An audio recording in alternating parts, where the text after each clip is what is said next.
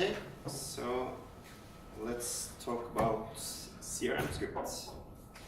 I spent all night yesterday changing that. I'll probably say ejScript for next 2 years, just like Sverre. My name is Anders. I worked as the technical consultant in SuperOffice Norway for, I don't know, since 2006. And then the last few years I've been in R&D and working some on customizations, and last few years on other stuff. So, and the last things I've been working on is dashboards in sales, so quite a big difference from either CRM script. But it's exciting to see the changes I talked about yesterday. Some of them I've been nagging him about since I started, really, and it's good to see that the platform is moving forward. So I thought originally the session description was about the general intro to ejScript and how to use the parser and stuff like that. I don't know how many of you have worked with scripting in Service before. So some of you have a bit of experience already. Those of you that don't and expected a comprehensive intro course to scripting, I'm afraid we won't have time to go through that in 1 hour. So I'm hoping to focus a bit more on the new stuff. And then if you have questions, then feel free to ask me later or come to the workshop later tomorrow. So, here are some of the new stuff I talked about yesterday. And I was thinking of going through this mostly live. I'll try at least. If my image crashes and burns, I'll go back to the slides, but I hope I won't have to do that. So, just a really quick walkthrough of what we're going to talk about. The new script editor. If you're going to work with scripting, then that's where you'll spend lots of time. I think I've looked at that white text box for more hours than I'd like to remember now. So we'll go through some of the features of that editor and show some cool tricks. I'll walk through structs and also quick into JSON Builder. We'll have a look at some HTTP features, and finally staging scripts and debugging. So let's try to see if I can open my installation.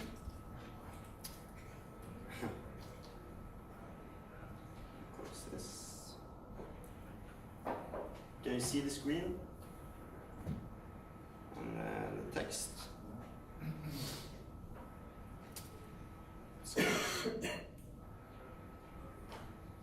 So let's look at the editor.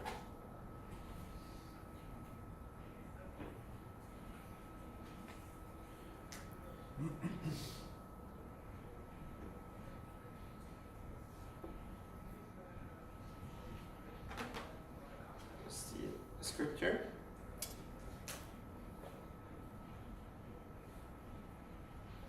So for those of you who have done some scripting before, there's a bit getting used to that black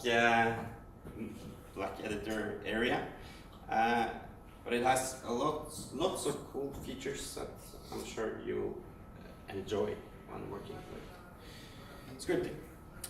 In which version is it?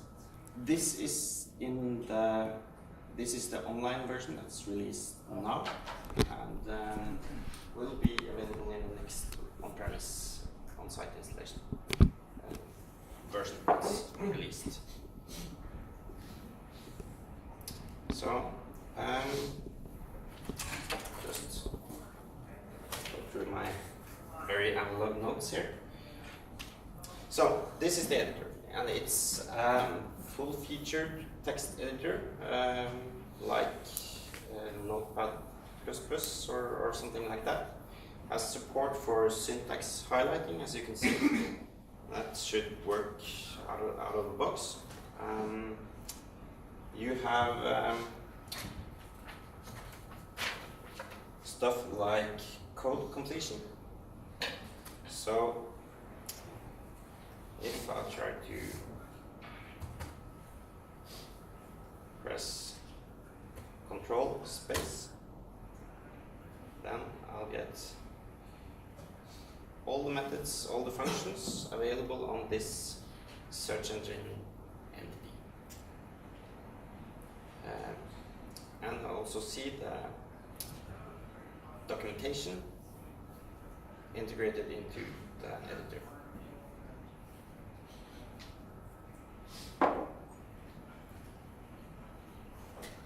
And also, if I'll try to press Control space without having written anything, then I'll get all the global classes and methods you can run. So see the entire list of every available method here.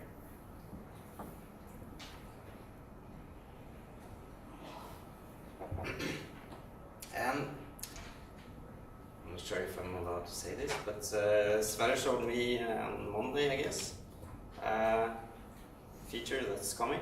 So if you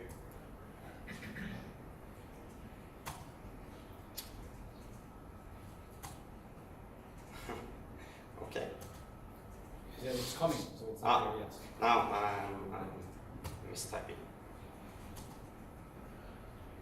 So if you have a method with some example code, which I don't have in this class here, then you can paste that directly into the editor. So you can get the example code, just paste it. So no need to write boilerplate that you always have to type in. JSON Builder has it. JSON Builder. Let's show you.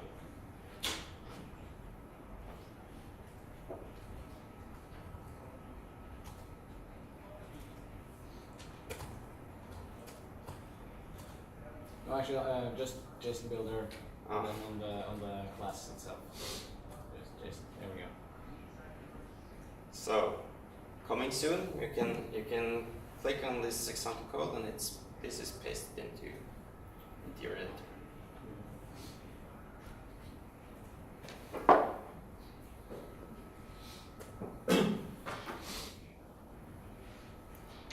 So,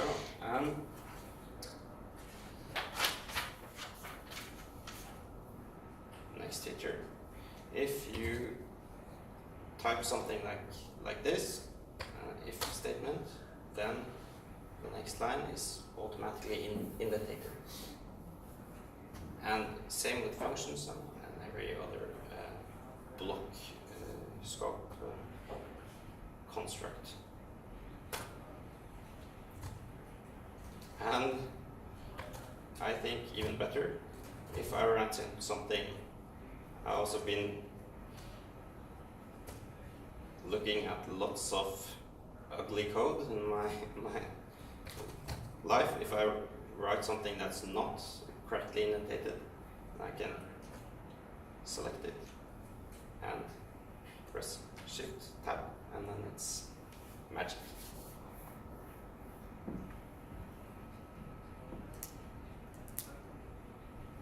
So I won't go through every minor detail, but if you go to the website codemirror.net, you see the documentation of every feature included in the editor. I recommend you do that.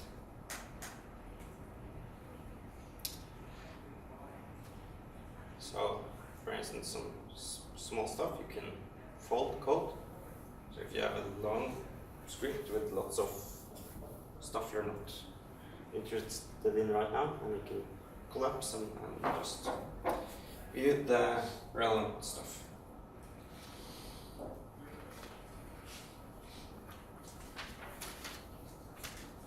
So,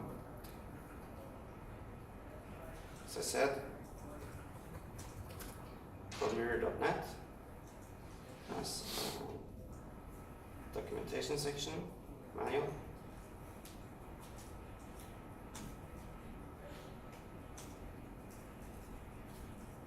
With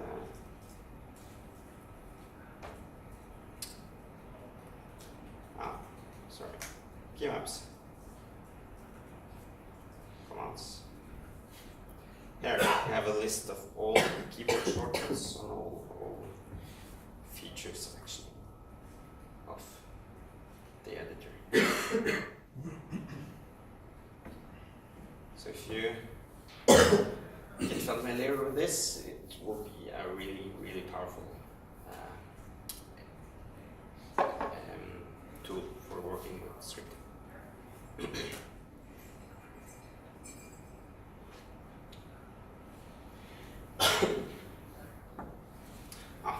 One thing I just have to show you. If you press the Alt key, Alt, I don't know, and then drag a few lines down, you can see we have 2 lines selected here. I don't know, I just find this unreasonably cool that you can edit multiple lines. So, one of the reasons, maybe, I guess, that I find that so cool is that I've written this maybe 1,000,000 times, search engine SE, but SE may not be the most descriptive variable name, so I can just do like this, and then fix everything.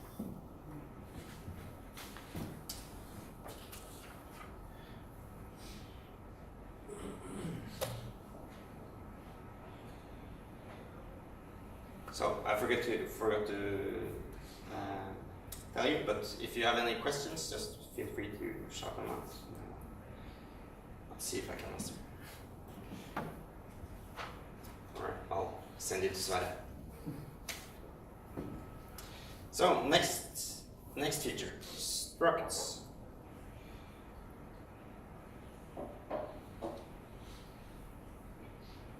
As Sverre talked about yesterday, that's structs is a concept to group variables really. So you can create a struct, that's some concept, some entity, custom for your script that contains a set of variables. That's for now. That's it, more or less. But it has some nice features for cleaning up code. So if you loop over lots of entities or fetch stuff from an external service or something like that, it's a very nice feature for working with structured typed data instead of just strings, strings or other variables. So here's a very simple example. I created an email address struct which has a variable called address, and a variable called type. Those are both strings. So, and then I create a new email address down here, and then set the address and the type. And then if I'm going to use this struct, I can just print like this.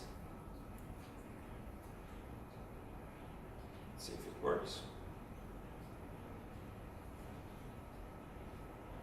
And it prints my address. Sorry. Yeah. And just add something. Mm-hmm. Because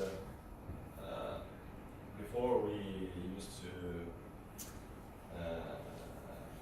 define this map object as kind of as object, with properties as and that's still there, so you can use that, and that has some nice features as well. But and we'll, I don't know what's as planned, but it's of course possible to add mapping features between map and structs and other concepts that make it possible to migrate from the old to the new.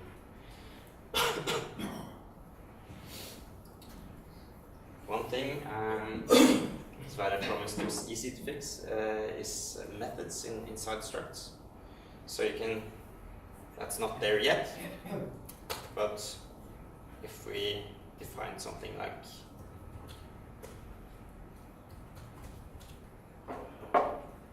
this, a method inside the struct,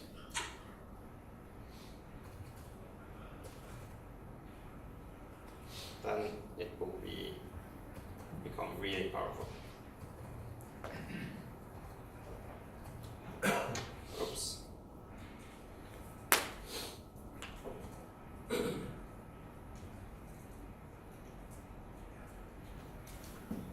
Now I have to make it. Yeah, thank you.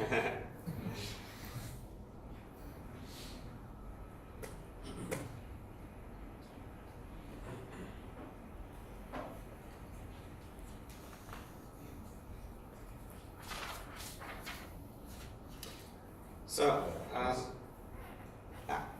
structs, can they be accessed by other scripts? yeah. What do you mean other scripts? I mean, if you instead of creating the same struct in a script, you then access it using the very same script. Yeah. What you do that is create a global script or something that's included in all the ones you use. Okay. So works like anything else. So if you include a script that has functions or structs, they will become a part of. As soon as it's defined, then it's available. Okay. Yeah.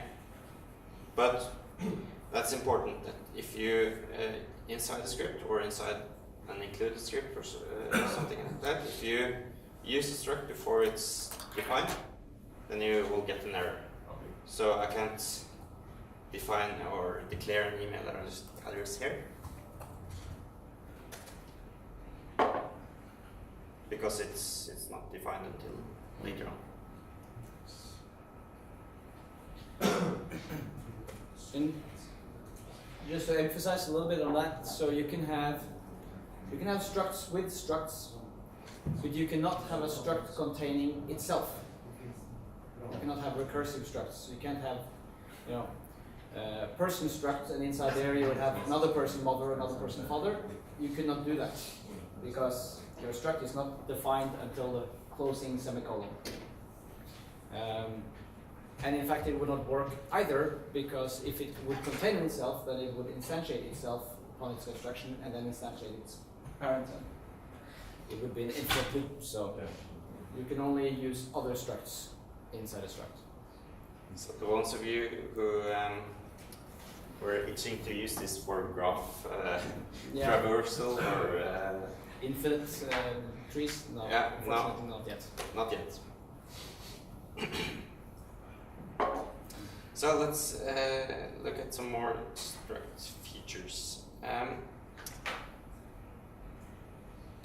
If you have some JSON data, either created like this from string or from an external service or using the JSON builder, you can load or parse that into a struct using this method here called so let's go through it. Here I have an example struct and I call the method from XML node on that, and that takes an XML node which you get by parsing the JSON using this method. And if Sverre is not making a shortcut for this, I'll do it myself. But that's basically it. You take some XML data, which you can get from JSON by parsing the JSON, and then insert it into the example struct, and then that's populated by the data you have in the JSON string. And as you can see here, the properties in the JSON matches the struct variables, but it will work even though you have members or missing variables in the struct or in the JSON.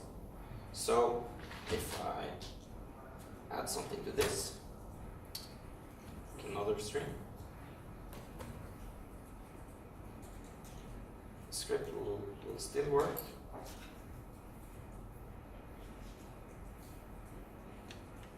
It's just that the text2 string will be empty in the struct test object here.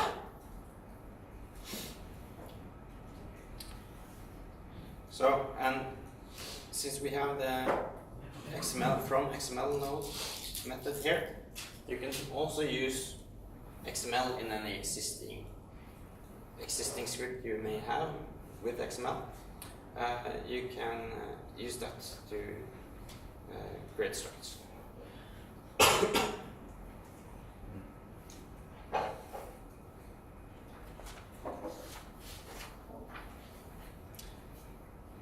So, and then final struct concept here, print.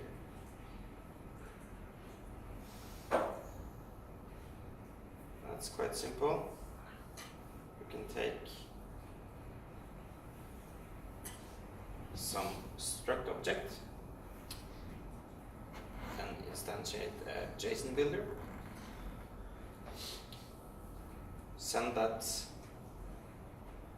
struct into the JSON builder by using this toJSON method, and then print the JSON builder.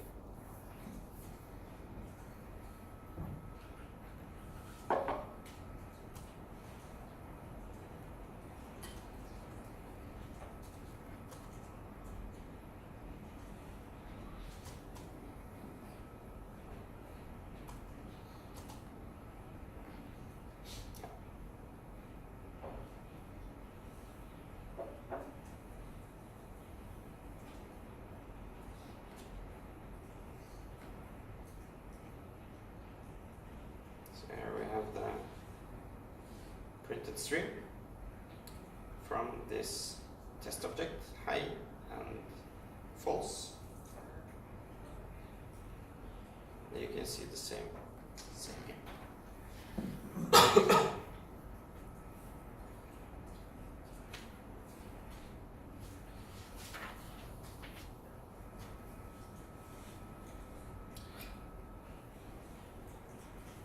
A little bit more about the JSON builder, since I mentioned that. Sverre also said yesterday, it's an object to make it a bit nicer to work with JSON content inside the script. So you can create the JSON element using methods instead of working with the text directly. And when you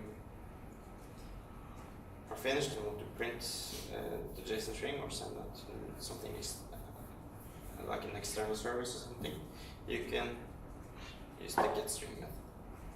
And that will print your object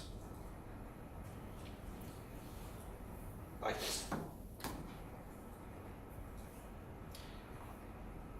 The JSON builder has methods for all JSON constructs.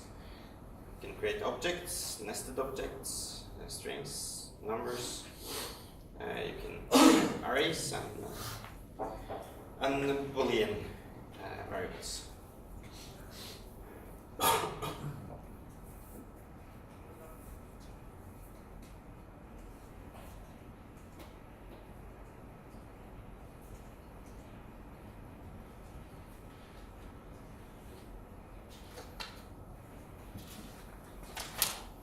So,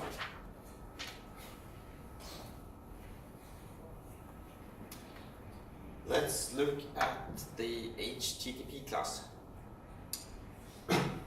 Some of that's not exactly new. I'm sure some of you have used that for a while. But, yeah. Is the HTTP class also available in mobile environment? Not yet. No. Well, the class is available, but it's blocked. And it's a very annoying thing, but it's due to our online environment and how it's built up. We have security limitations on doing HTTP requests in there. We will solve them. All we need to do is we need to set up, as a part of our online environment, we need to set up a kind of proxy solution that will make sure that any HTTP call you do goes to the outside and doesn't play around inside our online environment. Okay. So it's a security issue. It's on the backlog of the online team, and I think we'll have it sorted out pretty soon. Okay. And then, obviously, using HTTP class and REST methods is, one of the best ways to integrate cloud solutions, right? You can, connect over to Zapier or Office 365 and do whatever. So, coming soon. Yeah. So, as I said, some of this has been there for many years, but only the last 2 years we have added a few last parts that make it really useful. For instance, one of the newer features is the HTTPS support, where you can connect to any HTTPS URL and get the response. And you can, of course, you have get, post, put and delete HTTP support. All the HTTP methods are supported, and also you can set headers, like HTTP headers, when you connect to an external URL, which is important for some web services that need custom or specific standard header sets when connecting. So this example I have here is a get call against an example URL that I find quite useful when testing HTTP. It's an external service called httpbuild.org. I can open that in another URL to see what we get.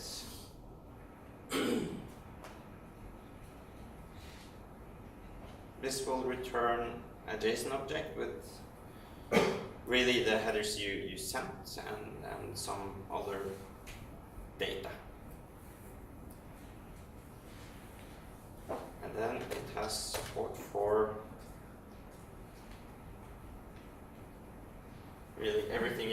think of with regards to HTTP. You can test authentication, you can test redirects, and put, post,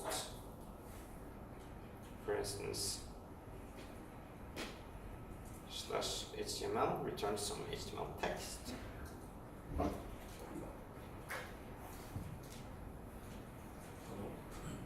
And then, if I try to run this,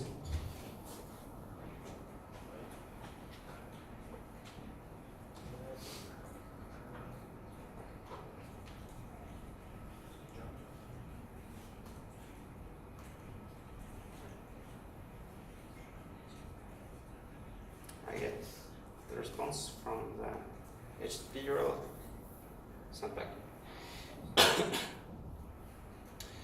So let's look at a bit more interesting example.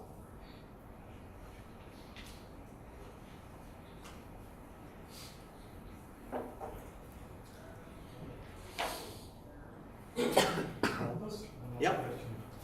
Can you also specify a port? Yeah. Yeah. That's just colon and the port number in the URL, and then you're good to go. Also, I forgot to mention, you can, when using HTTPS, specifically against the local test environment, then you may not have a valid certificate. There's also options in there to bypass the exception you get if you try to connect the site to a site with an invalid certificate. So you can do local testing before running as the production environment. But it's important to only use that when testing. Otherwise, you could. It defeats the point of using HTTPS if you disable that exception. So I have tried to make a bit better example. I'll try to connect to GitHub and get the repositories from SuperOffice GitHub repositories, and then try to print them in a nice way.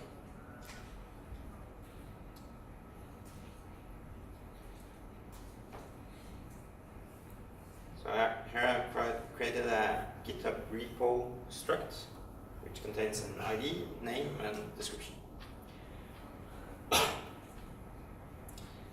And then we have a method returning an array of these GitHub repositories.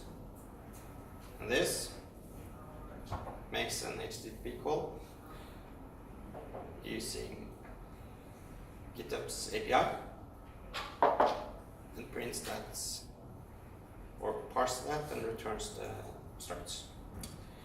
And here we have an example of adding headers. GitHub requires that you specify some user agent, otherwise the request would fail. That's just as easy as using the add header method and adding the keyword and the value.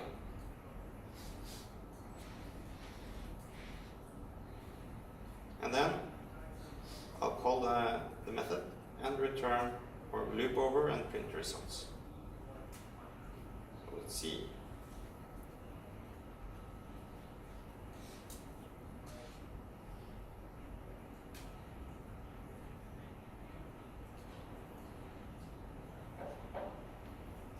There you have these two repositories. Just to show you that I'm not cheating.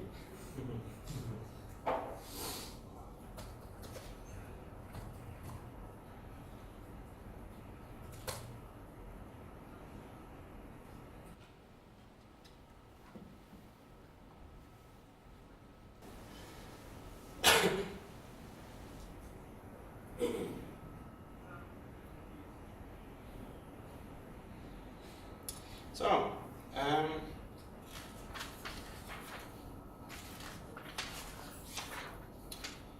now over to debugging. So before we get into the debugger that Sverre showed you yesterday, I'll show you a few things that I think are really cool. That's maybe because that's the way I've been debugging for many years. So if you do something that's create some syntax error or something in your script, and then try to execute.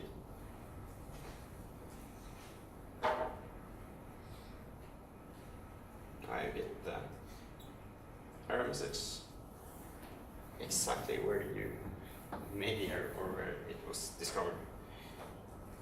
That's, I don't know how much time that would have saved when running through a 500-line script or something. It also keeps the cursor position where it was, so you don't have to scroll down again.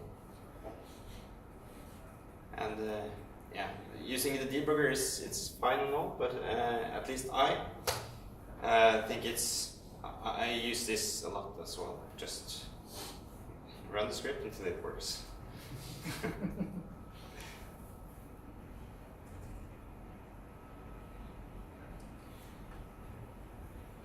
So let's see if we can debug something.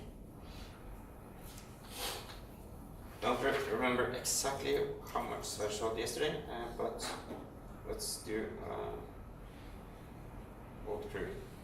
To debug something, you have to start the debugger really. You need to start tracing the scripts running on this installation. And that's done by going into the debugger.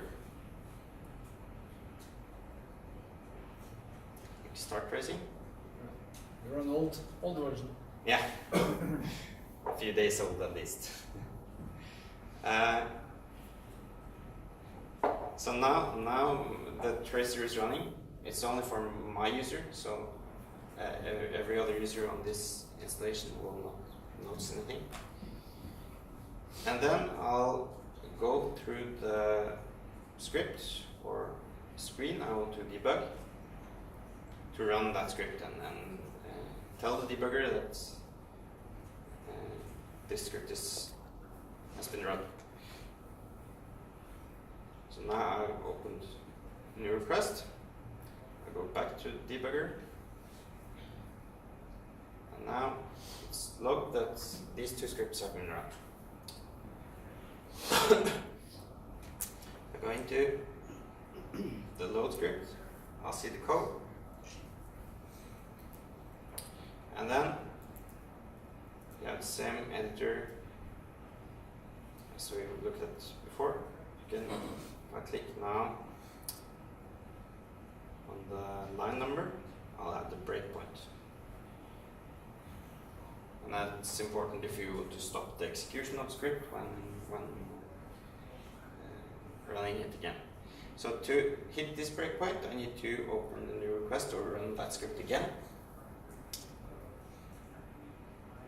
Open that in a new pane, and you can see that it's hanging here.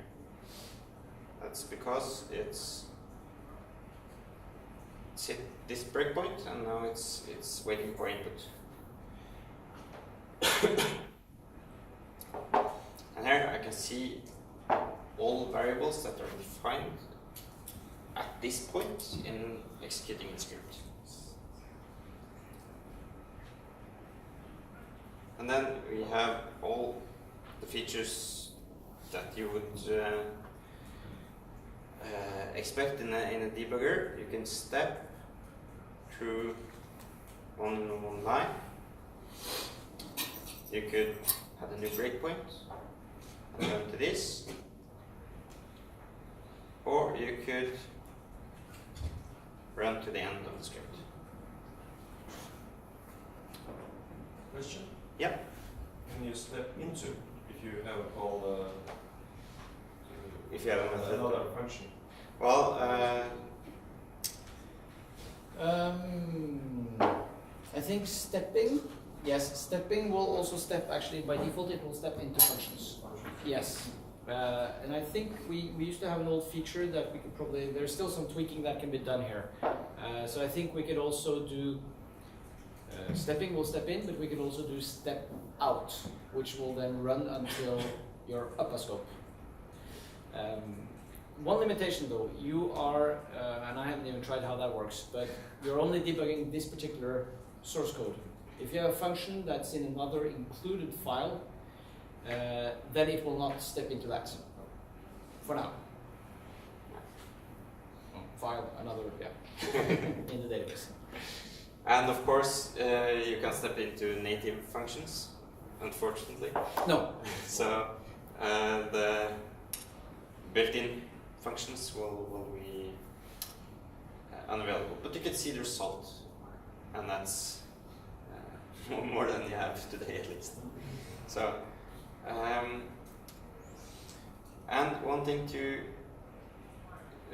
remember is when, like I did now, if you stop and at some breakpoints, then the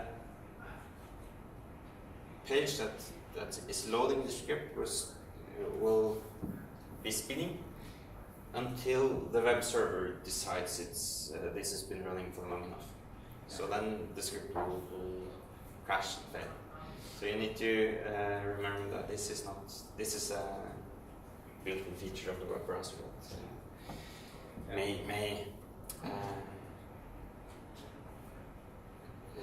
may occur. And this is especially important in online. Yeah, normal timeout of a web browser would normally be a couple of minutes. Yeah. So the other process will be hanging for a couple of minutes, and then the IIS will say, this process is hanging, and just terminate it. But yeah, usually that would be sufficient. Yeah, so if you set a breakpoint where you expect there's an error, then you will get to that quickly and see the data. Which is also a benefit, because if you debug and then you forget about it, we don't have lots of hanging processes on the server. They will be cleaned up. Mm-hmm.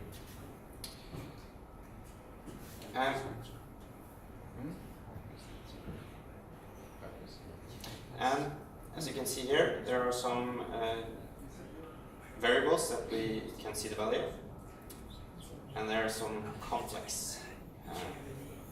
This is stuff we can't easily print out, but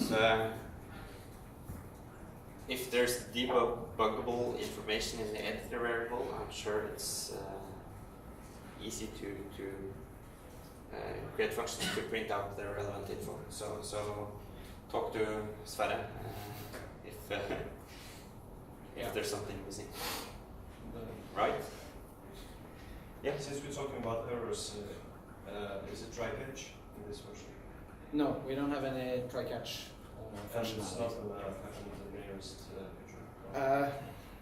I have thought about it, but normally when you get an exception, it will not be an exception in your script logic, but it will be an exception in the underlying business logic of SuperOffice. So it will be, for instance, you're trying to save a company and you have not filled out a name or something like that, right? So it will be a kind of a deeper exception. Maybe it would be a nice feature if you were able to catch it and continue. Yeah, that's something like that, or maybe a log, or Yeah. If there's a deeper level exception, it will show up in the log of the system anyway. All exceptions thrown in the system will, by default, I think, go to the log file. So you will find them there. But normally your script will just terminate if you get an exception. So it's an interesting. I think we have now a longer list than before of features that we would like to implement. So I think we will just see a bit over time what we. There's something functionality when some objects can fail. Yeah. In execution. I mean, you have some method. I don't recall exactly what it was, but you have some methods which can help you to check if the object is valid. Yeah. I don't remember what it was, but if it's not, so you can get this brush, and then you just I think it's more traditionally in eJournal. If the native methods there created exceptions, it would have been something exceptional, like something that shouldn't happen. But in net server, maybe a bit more common to use exceptions. Yeah, for like for instance, saying a company or something. person with empty name. Yeah. Yeah. I mean, you have methods set first name, last name, and then when you save person entity, crash. Yeah, because Yeah. But anyway, yeah. You would like to catch that and show something more friendly. Yeah, or maybe continue. Okay, I just don't save the name. Yeah. Yeah. That's Yeah. It's a good So, idea. Well, we can absolutely look into it. Mhm.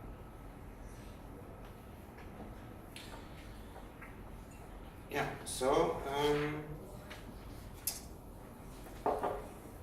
let's see.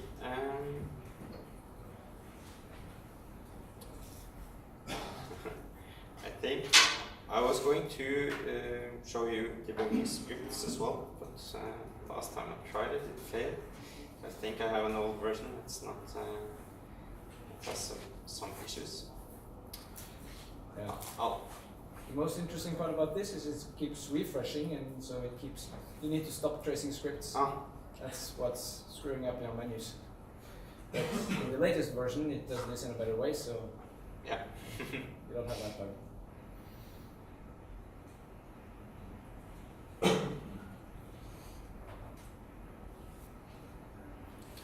So I'll just tell you instead of showing.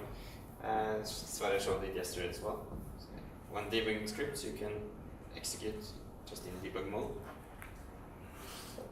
Or did you have to start tracing first? No. For this, if you want to debug a script, you can just start it like this, and you will get immediately into the debug mode, and they will be executing. Yeah, I'll click it. When it works in the exact same way, you get the script code, breakpoint, and then run it again, and then hit the breakpoint. One more thing about debugging.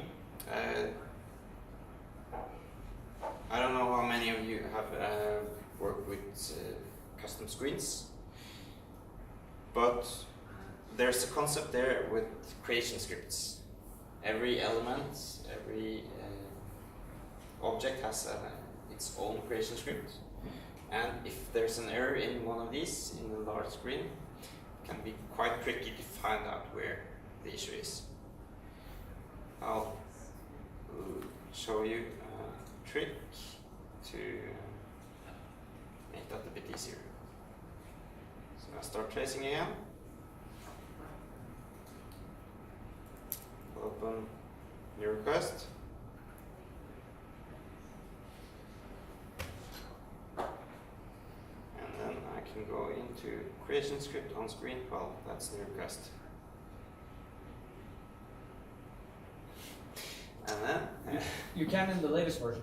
yeah, I should have seen all creation scripts for all elements added to one editor. So now, and then you see the execution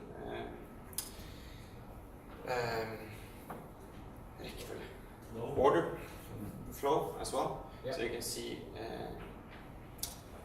any issues when running. And then if you step through that, you see the screen created as well, or is it printed in the end? It's printed in the end Yeah, because yeah. there's a buffering on the server. Yeah. Always update to the latest version, showing stuff that Sverre is working on currently. Okay, so let's go over to staging.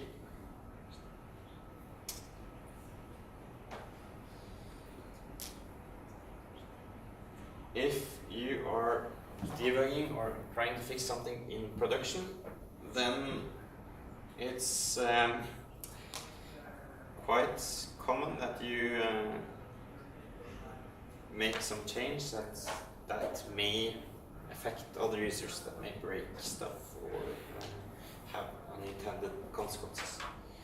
And this concept of staging scripts is a very nice way of avoiding that. Ideally, we will have debug test environments for all installations, but that's not reality. and often you think you're just making a one-line change, and then you figure out it's more complex, and you need to make experimental changes. That's quite scary. So we've added a concept called staging. So if I go through some script code, we have a new button called stage, and that will make some random change. Press stage. The warning is only shown for screens. Warning is Yeah. only shown for screens. I'll edit the screen instead.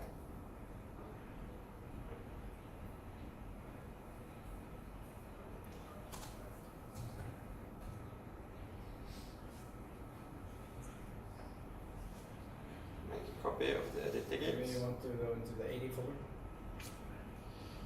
Of course.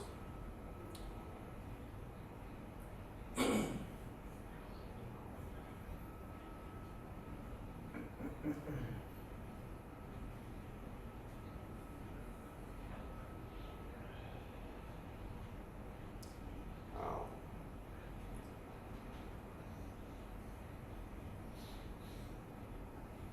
edit something.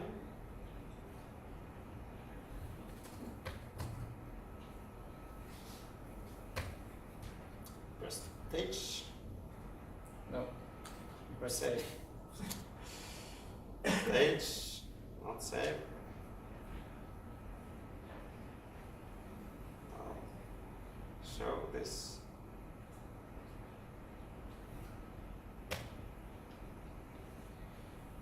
No. No, because you clicked OK. So you have to go back there, edit, stage, and then just stay put. So nice that you see all my. Is it on here? Refresh. No. No.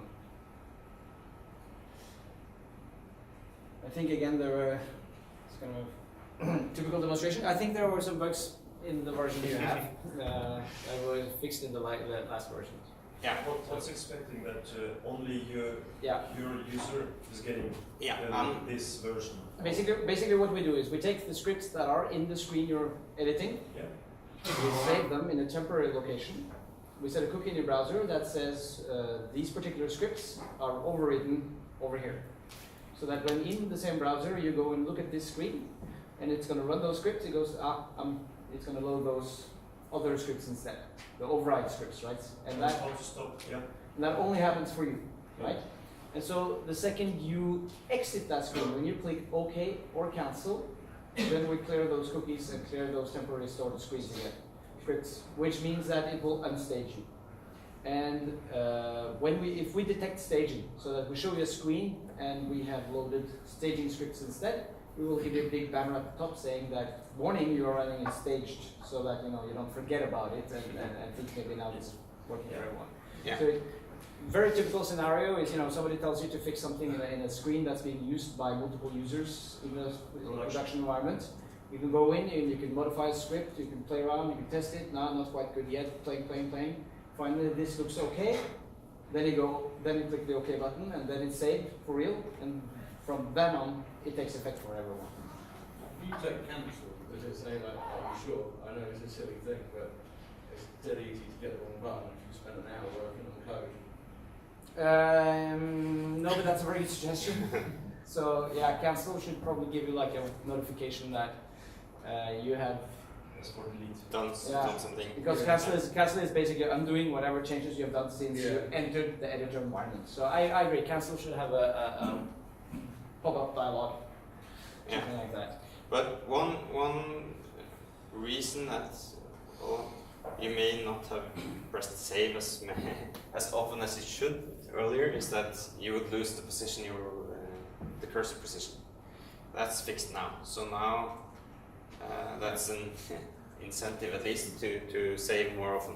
Yeah, But We will get a keyboard shortcut for that as well. So editing Yeah. scripts and then control S or something that's going to do a save.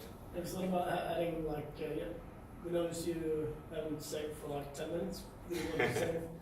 Autosave. There is even an autosave function in the background there, but it's a bit old. So we will.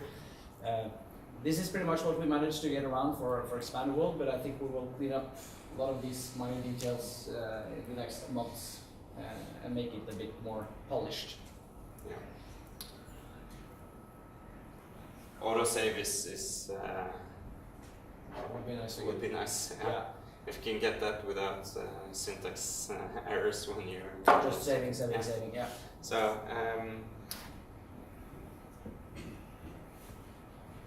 but the just that you keep your cursor position is a Good. very nice improvement. I can't remember how often I've missed that, and also I do think I've deleted some hours of work by pressing cancel as well. So that's a good suggestion. Yeah.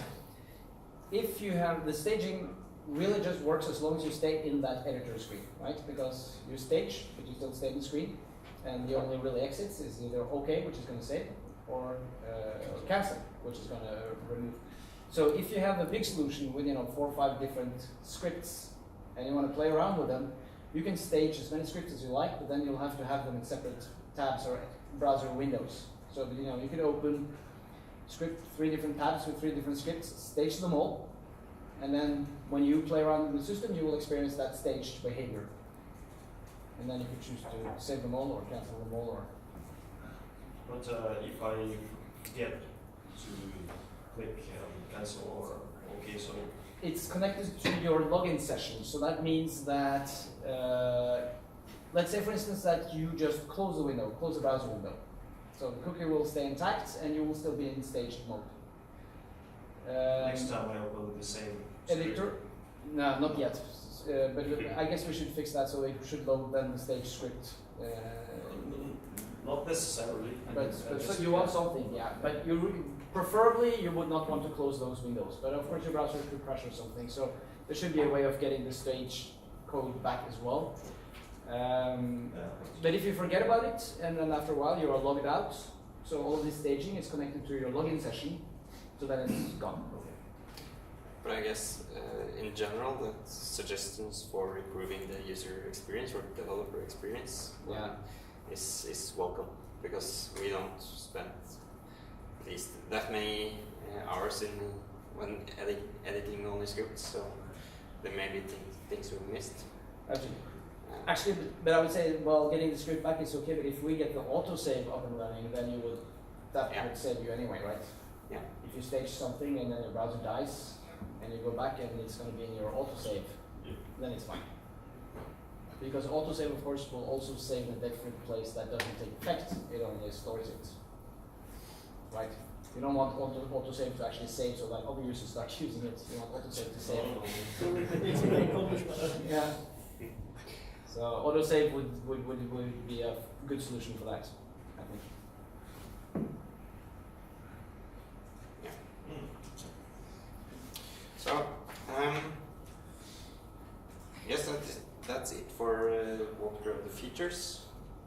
I have this example that I think will, if you have any questions, I'll rather focus on that than walking through another boring example. Yep. Just answer or just answer. Just another thing. In this, if you have a large screen with, let's say, 50 or more elements, Yeah. and if you build it from top to bottom, the past version you always have one point, and you make a change, it goes up to the first line. Is that still the case here? Yeah. Yeah. Changing the bottom one. Like, Since you are navigating away from this window, and you navigate, because if you click something here, you're navigating into another page. Yeah. And when you go out there, you're navigating back to the overview page, but it doesn't remember your position. but that's But Is there any plans? absolutely something we can look at. Shouldn't Please be register as a wish. To start these things from bottom to top I for see. this reason. Ah, yeah. Because if you have lots of screen elements, then some kind of tedious. Yeah. You actually measure the numbers of the positions you have. I think in general, the user interface in service, like we said, we're kind of merging the user interfaces of service and sales to some extent. We're building some new technology for the user interfaces. I think we will start using also more dialogues.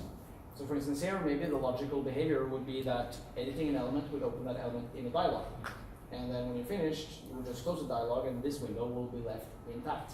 Yeah. That would be nice. Yeah.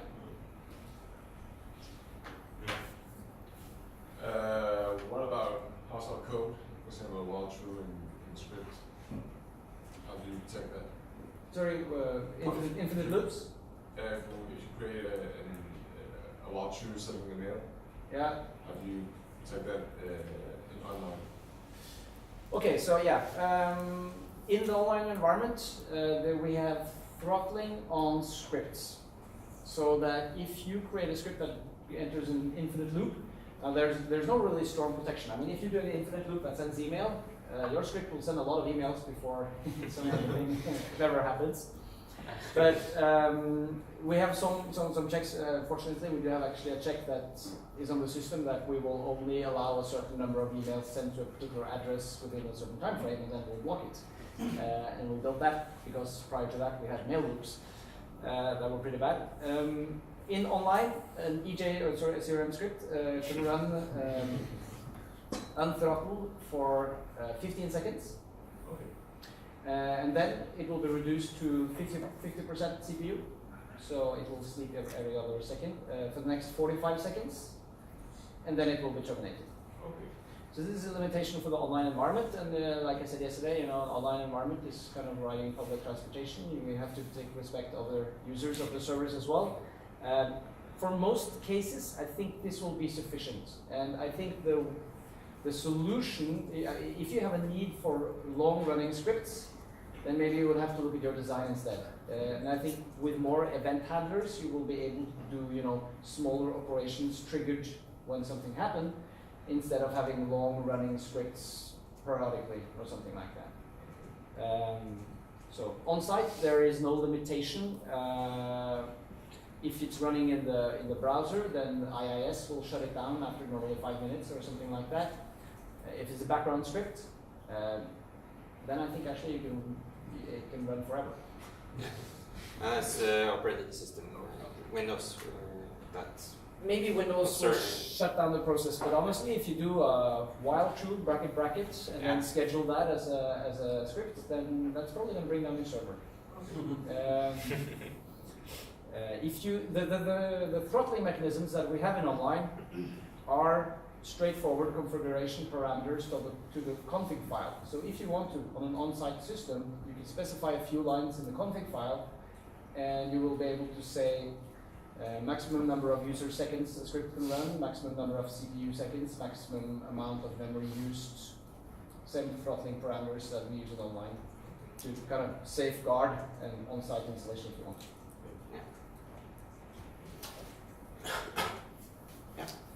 If you go into the scripts,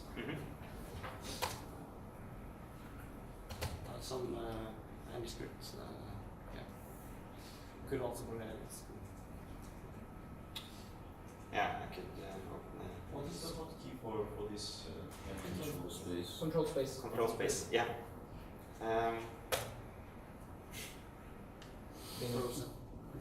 Enter? No? I need a new laptop. Or maybe not run anything inside of the image inside. Yeah, I of think that. it's a screen capture thing that kind of. Yeah, that's maybe. So I was wondering if you double click on the stream, can you control D? Control D. Oh. That's the little line. Okay.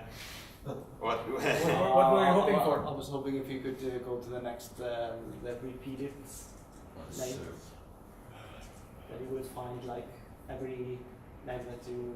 Like the documentation of string. Yeah.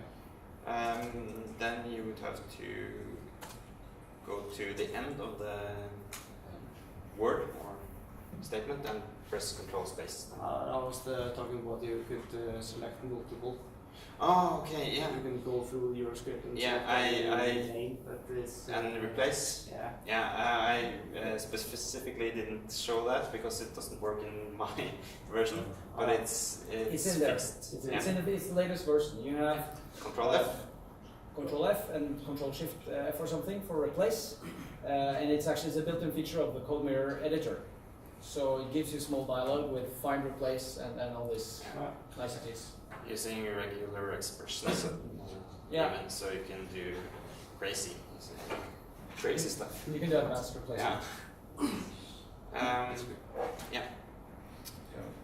We're trying to include pretty much all of the features of this code mirror editor. Just forgot a few of them in this build. Yeah. So and stuff like Control D for deleting a line, Control set for undoing changes. Yeah. Control A, select all. Lots of cool keyboard shortcuts that will save time. You also have unmarked Control C, Control V to duplicate the line. Control C, Control V. So.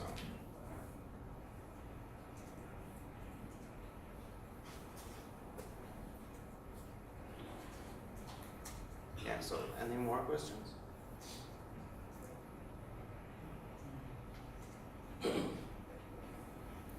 If you remember anything or please come to the service workshop on Friday. We can look at more cool stuff. And then Sverre is dying to get feedback, I guess, to even more features to the backlog. Actually, there. I actually have one more question about this control space dialog that you showed. Yeah. I noticed that sometimes, especially when you are looking, for example, at a list of all your open tickets and you're working with the split screen, that control space actually like links to the left part to the overview and not to the individual ticket that you clicked on. Ah. So like. Yeah, because the regular control space is disabled for these screens, because control space in the editor is used for something. Which control space are you talking about? You were talking about this. This one? Yeah. Yeah. But it displayed inside the request Yeah, queue. because normally you would have selected the request over here, so it shows this request over on the right. Yeah. Now you press control space, you cannot like No. edit or reply or something like that. This is no, it's not a bug. It's by design. It's actually the way we are showing things on the right hand side is inside an iframe. And so in this particular screen, we had to decide should you activate the pop-up, the shortcut dialog of the whole screen or of inside the iframe. But what you're saying is you would like both, right? You would like it to contain all the menu elements of both what is in the main screen and what is inside the iframe. And since we're using, Stone Age iframe technology right there, that's not so easy. With the new skill project, we will stop using iframes and we will have a totally different way of rendering HTML screens, and we will be able to do things like that. But this new skill plan also includes something like auto refresh or auto update. absolutely, tons of cool stuff. Everything will be perfect. Yeah. Yeah. I've been looking for possibilities of using automatic unit tests, something, because I've seen in documentation that there are some methods, but if you have maybe a couple of minutes to get into that topic, and Yeah. You have something called assertions in ejScript. really old methods that will can work as some sort of unit test concept. I suspect that if they fail, they'll return an exception.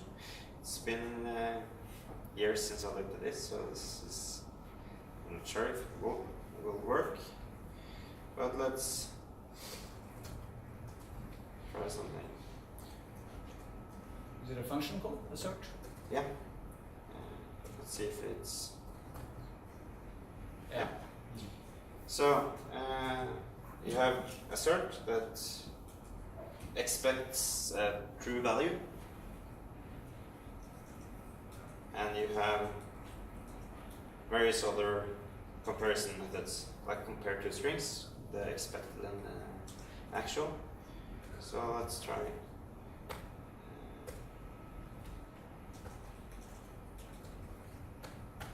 This should pass.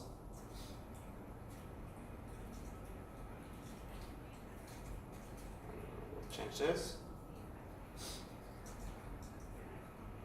So that won't be.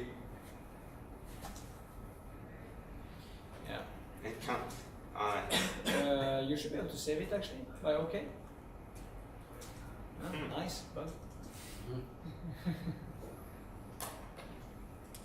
So what I was trying to I haven't written main Right.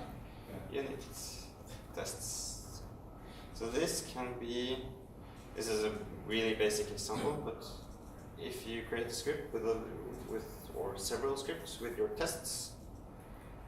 So you're saying you would like a try catch instead of getting this? Yeah. Actually, I'm just wondering if there are any best practices. I mean, maybe you could recommend, because sometimes it's a need for. Yeah. Yeah. Well, if you have, shields for. if you have created, some large CRM scripts that you use, that you include, right, containing some functions and stuff like that, then you can also create assert methods for those, and then as tests, and then once you upgrade a customer, for instance, you could run your test script, which will run through all those assertions, and well, at least you will get an exception if they fail. I agree that it would be better if we could have some try catch. Yeah, there are methods, also reasons for that, because because then you could even automate it. We call you create your automatic script that runs every night and runs all the assertions and emails you if there was an exception. Well, something like that. that would be nice. And this assert method is really simple, so you could create your own. That doesn't. Of course, assertion is quite. Simple concept. Yeah. Yeah, we have used CRM script actually for unit testing our business logic. So we actually had a large array of tests that were executing, all our ticket save and customer save and stuff like that, making sure it worked. Yeah. But that was pretty old. It's a long time since we created it. It hasn't been maintained a lot. To be honest, we don't have a lot of experience with unit testing on CRM scripts. But like I said, creating some tests and running them, at least we'll be able to give you some kind of feedback. Does it still work or not? And it's. I have worked on solutions where you have had some sort of assertions like that, with a test script that checks some conditions, not for. But that's mainly for database stuff. You expect the database to be in a certain condition, and then. For instance, I expect that when I create a contact with that it creates also one contact person with that data, and then I clean up after when the test is finished, and then I delete that person and so it's kind of stuff like that. It's actually integration test, key unit test, but more like integration tests. We don't have any very strong recommendations on that. We're kind of struggling with the same things ourselves, getting unit tests, be stable and maintaining them and all this stuff. I just wanted to mention one more thing actually about this that might or might not influence you guys, but since we have introduced structs It means that struct is now a reserved keyword in the scripting language. Meaning that if you have any old scripts lying around where you thought struct would be a great variable name or function name, they're actually going to break. I'm sorry about it, but it's no easy way around it. So we found one script in our own database. I wrote it myself some years ago, map struct, and so it failed. But it's case sensitive. I mean, for you. No, it's not. So it's Well, so it's struct even with the. any kind of capital. Okay, yeah. Yeah. So sorry about it, but introducing new features, it's very difficult to avoid this. I'm thinking we should probably make some scripts and put online that you can run that can check a system for the presence of the word struct in existing scripts. That would be a very simple way to test. We did a test ourselves in the online environment prior to upgrading on Tuesday, and we saw that none of our online customers had used the word struct in any of their scripts. So we felt safe about upgrading them. But for on-site installations, this is something you need to be aware of, because upgrading them to the latest version might break existing scripts if you have used struct as a variable or function name.